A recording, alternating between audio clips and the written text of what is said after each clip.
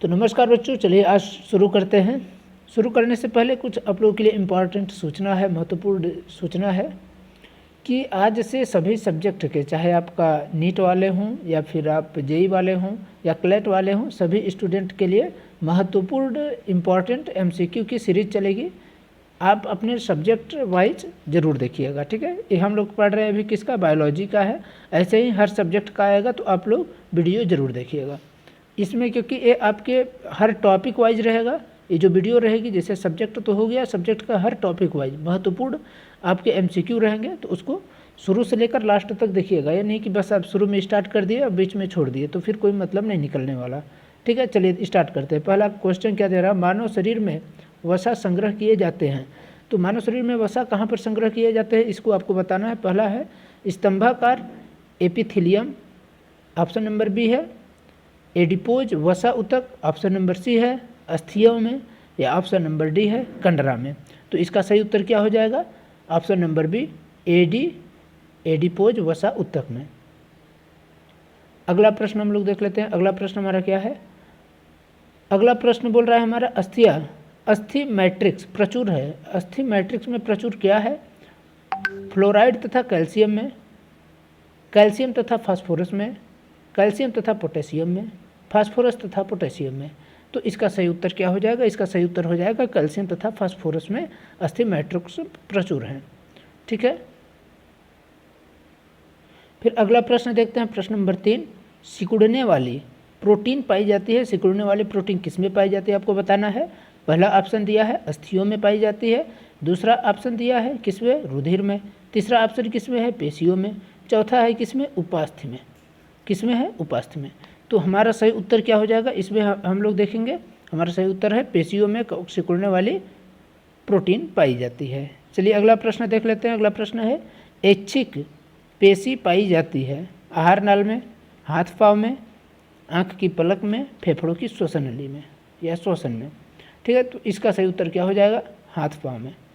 अगला प्रश्न फिर देखते हैं। अगला प्रश्न हमारा क्या है, तंत्रिका ऊतक नहीं पाया जाता। तंत्रिका ऊतक इसमें से किसमें नहीं पाया जाता, आप लोगों को सही उत्तर इसमें बताना है।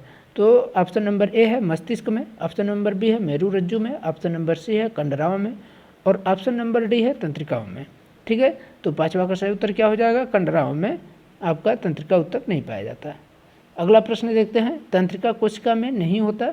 तो तंत्रिका कोशिका में क्या नहीं पाया जाता, एक्सिन या तंत्रिका समाप्ति या कंडरा या डेंड्राइट्स प्रवर्धन, जिसे प्रवर्धक कहते हैं, ठीक है। तो इसका हमारा सही उत्तर क्या हो जाएगा, उत्तर इसका भी हो जाएगा कंडरा। अगला प्रश्न देखते हैं, निम्नलिखित में से कौन पेशी की मरम्मत में सहायता करता है तथा अंग के अंदर स्थान को भरता है। तो ऑप्शन नंबर है टेंडन, जिसे कंडरा कहते हैं। अगला है एडिपोज ऊतक या वसामय ऊतक, तीसरा ऑप्शन दिया है एरियोलर ऊतक, चौथा दिया गया है उपास्थि। तो इसमें हमारा सही उत्तर क्या हो जाएगा, एरियोलर ऊतक। अगला प्रश्न देखते हैं, पेशी जो कि जीवन भर बिना थकावट के लगातार कार्य करती है। इसमें से आपको वो पेशी पता करना है कि जो कि जीवन भर में लगातार बिना थकावट के कार्य करती रहती है। तो कंकाल पेशी है या हृदय पेशी या चिकनी पेशी या ऐच्छिक पेशी। तो इसका हमारा सही उत्तर क्या हो जाएगा, चिकनी पेशी, ठीक है। अब चलते हैं अगले प्रश्न की ओर। अगला प्रश्न हमारा क्या है, अगला प्रश्न है निम्नलिखित कोशिकाओं में से किसमें मृत कोशिका है। इसमें किसमें मृत कोशिका है, मृदूतक, दृढ़ोतक, स्थूल कोण ऊतक या उपकला। तो इसका हमारा सही उत्तर क्या हो जाएगा, दृढ़ोतक, ठीक।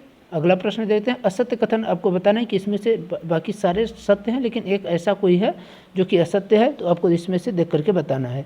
क्या है, मृदूतक ऊतकों में अंतःकोशिकीय स्थान होता है। ऑप्शन नंबर बी स्थूल कोण ऊतक अनियमित ढंग से कोनों पर मोटे होते हैं। एपिकल तथा अंतर्विष्ट स्थायी ऊतक है। ऑप्शन नंबर डी है प्रारंभ में विभज्योतक ऊतकों में रस धानियाँ नहीं होती। तो इसका हमारा सही उत्तर क्या हो जाएगा, एपिकल तथा अंतर्विष्ट स्थायी ऊतक हैं। तो एक गलत है, ठीक है।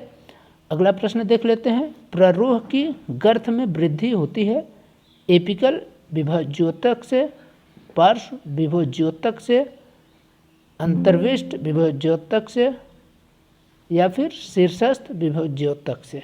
तो इसका हमारा सही उत्तर क्या हो जाएगा? पार्श्व विभोज्योतक से। तो अगला प्रश्न देख लेते हैं, किस कोशिका में छिद्रित कोशिका भित्ति नहीं होती? वाहिनिका, अस्थायी कोशिका, स्पिंडल रेशे या घनाकार एपिथेलियम। तो हमारा इसका सही उत्तर हो जाएगा साथी कोशिका में। ठीक है, किसका? साथी कोशिका यानी कंपेनियम में, ऑप्शन नंबर बी। 13वां प्रश्न क्या बोल रहा है? इंटेस्टाइन यानी आंत्र जो होता है पाचित भोजन को अवशोषित करती है, इसके लिए किस प्रकार की एपिथेलियम कोशिका उत्तरदायी है? स्तरीय सल्की एपिथेलियम, स्तंभाकार एपिथेलियम, स्पिंडले रेशे या घनाकार एपिथेलियम। ठीक है, तो इसका हमारा सही उत्तर क्या हो जाएगा?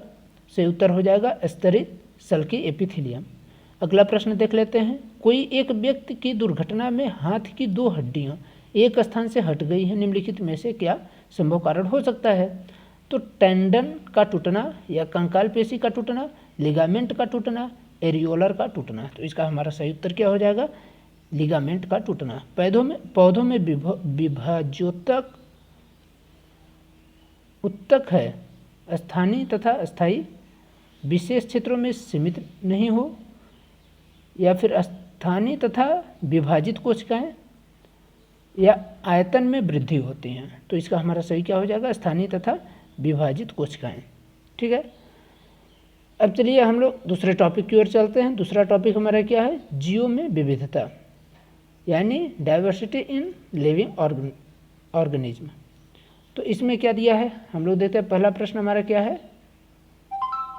पहला प्रश्न है हमारा, कौन सा जलीय जीव नहीं है? हाइड्रा, जेलीफिश, कोरल या फाइलेरिया। तो आप लोगों को पता होगा कि फाइलेरिया कोई जलीय जीव नहीं है। ठीक है, तो इसका आंसर क्या हो जाएगा? डी। अगला प्रश्न है, जल स्थलचर निम्नलिखित में से नहीं होते? त्रिकच्छी, गिल्स या फेफड़े, सल्क या म्यूकस ग्रंथि। तो जल स्थलचर में निम्नलिखित में से क्या नहीं होता है, आपको ये बताना था। ठीक है, तो इसका सही क्या उत्तर हो जाएगा? सल्क। अगला प्रश्न है, केंद्रक तथा कोशिका अंगक के बिना जीव है?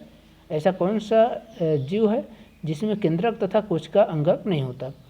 फंजाई, प्रोटिस्टा, साइनोब जीवाणु, आयरसे जीवाणु। तो ऑप्शन नंबर इसमें हमको दे रहा है पहला 1 और 2 दोनों, 3 और 4, 1 और 4 या 2 और 3। तो हमारा इसका सही उत्तर क्या हो जाएगा?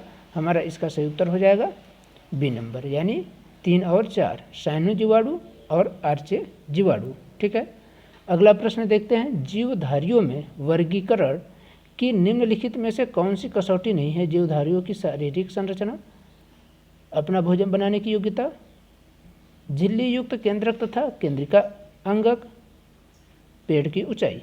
तो हमारा सही उत्तर क्या हो जाएगा इसमें? हमारा इसमें सही उत्तर प्रश्न हो जाता है पेड़ की ऊंचाई। ठीक है, यानी ऑप्शन नंबर डी। अब चलते हैं अगले प्रश्न की ओर। अगला प्रश्न हमारा क्या है? लक्षण जो प्रोटोकार्डेटा की विशेषता नहीं है वो लक्षण आपको बताना है। ऑप्शन नंबर ए है नोटोकार्ड की उपस्थित, ऑप्शन नंबर बी है द्विपार्श्व सममित और देह गुहा युक्त, ऑप्शन नंबर सी है जुड़े हुए पैर, ऑप्शन नंबर डी है परिसंचरण तंत्र की उपस्थिति। यानी परिसंचरण तंत्र की उपस्थिति जो होती है, तो इसमें हमको देखना है कि कौन सी इसकी विशेषता नहीं है। हमारा सही उत्तर क्या हो जाएगा? जुड़े हुए पैर। अगला प्रश्न देते हैं। अगला प्रश्न क्या है? इकाइनोडर्मेटा के चलन अंग हैं। अब इसके चलन अंग क्या है? किससे वो चलता है? नाल पाद से या पेशी पाद से या जुड़े हुए पाद से या पैरापोडिया से। तो हमारा सही उत्तर क्या हो जाएगा? नाल पाद, ऑप्शन नंबर ए हमारा सही है। अगला प्रश्न देते हैं, कोरल या मूंगा क्या होता है? कुछ ठोस सहारे से जुड़े पेरिफोरा, सिनिडेरिया जो कि एकांत निवासी, समुद्र तली में उपस्थित पोरीफेरा या सिनिडेरिया जो कि कॉलोनी में रहते हैं। तो इसका हमारा सही उत्तर क्या हो जाएगा? इसका हमारा सही उत्तर हो जाएगा सिनिडोरिया जो कि कॉलोनी में रहते हैं। तो हमारा सही उत्तर क्या हो जाता है इसमें? डी। ठीक है, अब इसी के साथ अगला प्रश्न देख लेते हैं। द्विकक्षीय हृदय होता है, तो आपको बताना है कि द्विकक्षीय हृदय इसमें से किस में होता है? मगरमच्छ में होता है, मछली में होता है, पक्षी में होता है, या जल और स्थलचर में होता है? तो उत्तर सही हो जाएगा बी नंबर, मछली में। कंकाल पूर्णतया उपास्थिति का बना होता है। उपास्थि का बना होता है किस उपास्थि का? शार्क में।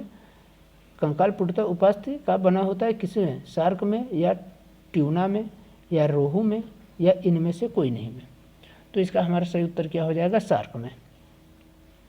अगला प्रश्न देते हैं, निम्नलिखित में से कौन सा एनिलिडा नहीं है? तो आप लोगों को इसमें एनिलिडा बताना है कि कौन सा एनिलिडा नहीं है।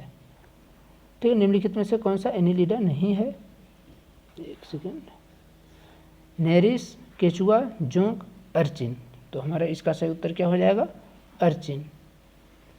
अगला प्रश्न देखते हैं, सिस्टेमा नेचुरी नामक पुस्तक लिखी गई थी लिनियस द्वारा, हेकेल द्वारा, या विटेकर द्वारा, या रॉबर्ट ब्राउन के द्वारा? तो हमारा इसका सही उत्तर क्या हो जाएगा? लिनियस के द्वारा लिखा गया था। कौन सा? सिस्टेमा नेचुरी। अगला प्रश्न देख लेते हैं, कार्ल वुन लिने विज्ञान की किस शाखा से जुड़े हुए थे? आपको इसमें मिल रहा है मॉर्फोलॉजी, सिस्मोलॉजी, या फिजियोलॉजी, और या फिर हमारा लास्ट वाला ऑप्शन क्या है? चिकित्सा विज्ञान। ठीक है, तो हमारा इसका सही उत्तर क्या हो जाएगा? बी नंबर, टैक्सोनॉमी से। अब चलते हैं आगे प्रश्न की ओर। वास्तविक अंग अनुपस्थित है किसमें? अनुपस्थित है वास्तविक अंग मोलस्का में, या सिलेंट्रेटा में, आर्थ्रोपोडा में, या इकाइनोडर्मेटा में? तो हमारा सही उत्तर क्या हो जाएगा इसका? हमारा इसका सही उत्तर हो जाता है सिलेंट्रेटा में। अगला प्रश्न देते हैं, कठोर कैल्शियम कार्बोनेट संरचनाएं कंकाल के रूप में उपस्थित होती है। किस रूप में उपस्थित होती है आपको बताना है इसमें से? इकाइनोडर्मेटा द्वारा, प्रोटोकार्डेटा द्वारा, आर्थ्रोपोडा द्वारा, या निमेटोडा के द्वारा? तो हमारा सही उत्तर क्या हो जाता है इसमें? इकाइनोडर्मेटा के द्वारा। अगला प्रश्न और लास्ट प्रश्न आज का, इसमें क्या है? खंडित रूप से व्यापक भिन्नता होती है किसमें व्यापक भिन्नता होती है? लीच में, यानी जिन्हें जोक भी कहते हैं हम, स्टारफिश में, या स्नेल में, या स्केरिस में? तो हमारा इसका सही उत्तर क्या हो जाएगा? लीच या जोक में खंडित रूप से व्यापक भिन्नता होती है। तो आशा करता हूँ कि आप सभी को एक प्रश्न अच्छे लगे होंगे और आपको अच्छी तरीके से समझ में आ चुका होगा। तो इसी तरीके से सारे सब्जेक्ट के आपके MCQ की सीरीज चलेगी। थोड़ा